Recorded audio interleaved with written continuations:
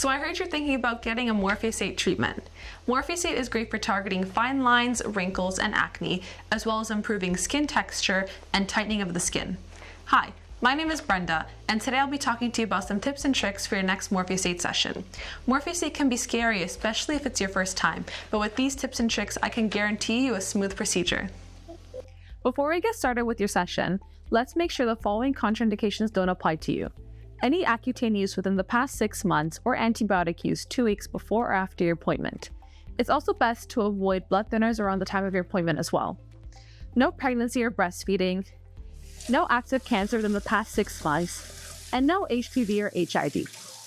If you have a history of keloids or any permanent tattooing on your body, please let your aesthetic provider know.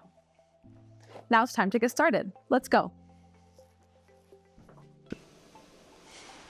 Wow, your skin looks amazing already.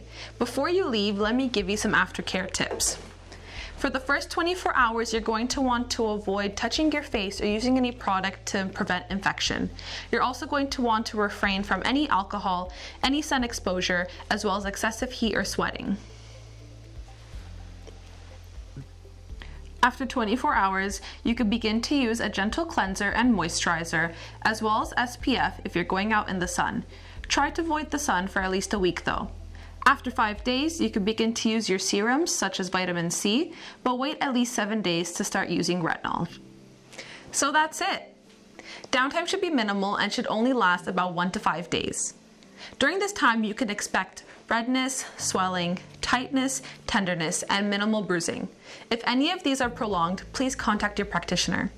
Those are all the tips and tricks I have for you today. See you next time at your next Morpheus8 session.